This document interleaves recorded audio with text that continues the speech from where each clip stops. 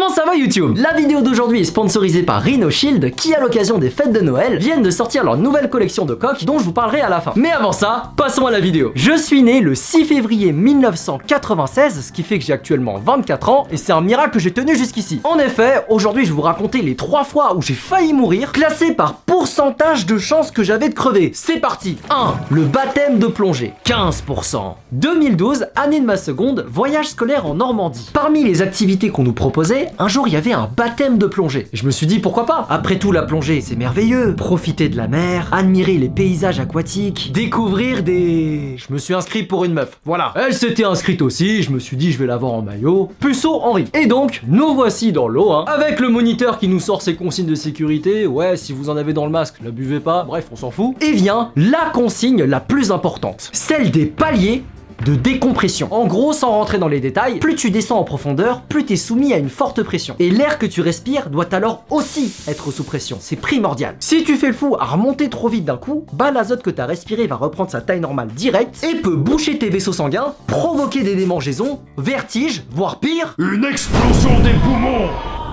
Ah, quand il m'a dit ça, je me suis dit, il y a plus vendeur quand même. Heureusement qu'il a pas fait commerce, le mec, parce que... Buvez des sodas, mais pas trop, sinon vous aurez le diabète. Protégez-vous, même si c'est clairement mieux sans. Et je me dis, c'est bon, la décompression, façon un baptême de plongée, c'est pas plus de 6 mètres, ça devrait aller. Ok les gars, alors normalement j'ai pas le droit de faire ça, mais aujourd'hui on descend à 20 mètres. Il y a un fond marin là, vous allez voir des crabes, c'est sympa. Vous inquiétez pas, hein, si vous m'avez écouté, tout se passera bien. Oh. Ah ok. Ah il est comme ça lui. Bah, pourquoi pas? Je suis venu pour impressionner une meuf, de toute façon, c'est quoi 20 mètres? Taille de ma bite. Je me retrouve donc à descendre à 20 mètres, je croise des poissons, des araignées de mer. À un moment, il y a Patrick qui est venu me checker. Ah, coucou Henri. Et au bout d'une heure, comme par hasard, j'ai de l'eau dans mon masque. Là, je la bois parce que je suis con. Le sel me défonce les yeux, je fais plus attention à ma respiration. Du coup, l'air dans mes poumons me fait décoller du fond marin. Je remonte contre mon gré. Le moniteur, les frérots... de plus en plus petit, j'ai grillé tous les paliers, je commence à réciter mes prières, je dis adieu à mes poumons. Ciao les gars, merci pour le 18 au 3x500, vous étiez chaud. Et finalement, rien. J'arrive comme ça à la surface, comme une merde, je suis perdu, j'ai la tête qui tourne, je me démerde pour rejoindre le bateau et je passe le reste de l'après-midi en PLS. Échec total avec la meuf, bête de vacances. 2.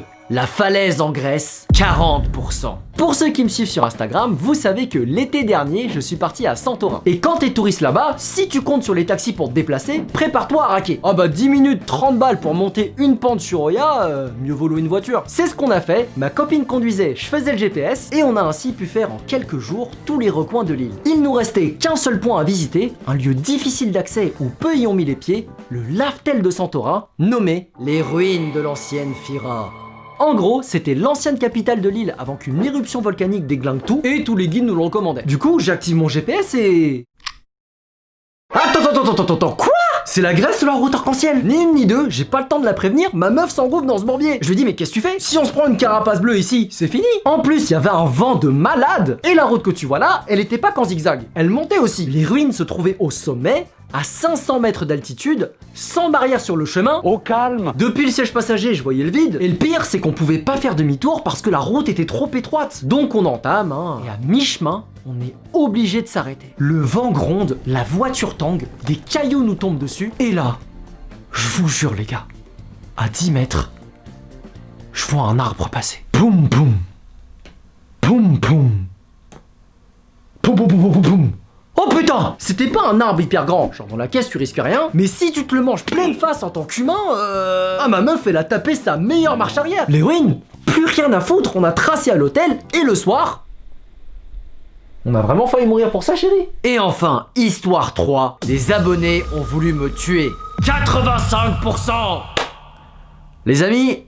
Cette anecdote est 1 milliard de % véridique. Y a pas de mytho. Personne n'était au courant jusqu'à aujourd'hui, à part mon frère. Même ma mère va la découvrir en la regardant. Certains d'entre vous êtes vraiment vicieux. Je rigole là, mais je devrais pas. Pour cette histoire, je vous emmène à l'île de Ré. J'étais en vacances avec des potes et... je risque souvent de crever en vacances quand même. Pour ceux qui n'ont jamais été à l'île de Ré, c'est près de La Rochelle et il y a 2 choses à savoir. D'une, l'île est petite et t'apprends très vite qui sont tes voisins. Et de 2, tout se fait à vélo. La plage, les courses, voir ses potes. Si t'es comme mon frère qui sait pas en faire, reste chez toi. Un matin, on allait partir à la plage justement et sous la porte d'entrée de la maison, je découvre une lettre. Salut Henri, on espère que vous passez de bonnes vacances, on adore vos vidéos, continuez, elles sont à mourir de rire. Signé des abonnés.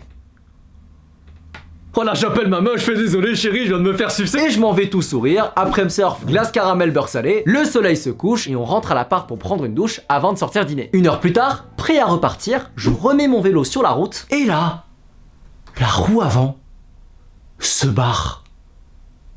Ah comme ça? Mais moi je vois ça, je comprends pas. Le vélo était neuf, je l'ai utilisé toute la journée et j'ai jamais eu aucun souci pendant le séjour. Du coup, on inspecte le bolide et là, je trouve à l'intérieur du guidon une autre lettre, en mode poupée russe. J'ouvre le truc, je reconnais direct la même écriture que la lettre du matin et devine ce qui est écrit. Je me présente, je m'appelle Henri, je voudrais bien réussir ma vie, être aimé.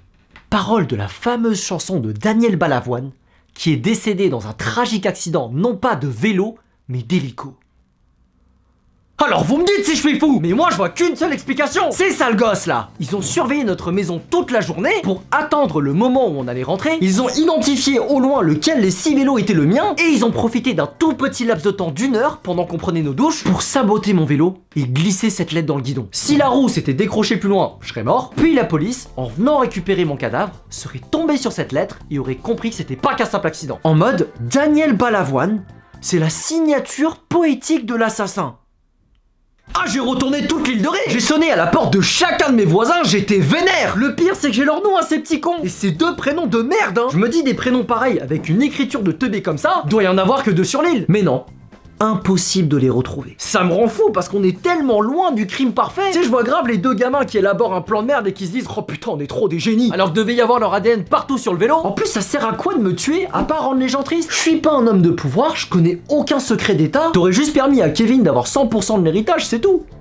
Oh, ça se trouve, c'est lui! Finalement, ce fut plus de peur que de mal, mais j'ai quand même bien le seum. Si j'étais rancunier, j'aurais balancé leurs 2 noms publiquement et j'aurais lancé une chasse à l'homme à l'île de Ré pour leur casser la gueule. Mais comme cette vidéo est sponsorisée, on va rester clean.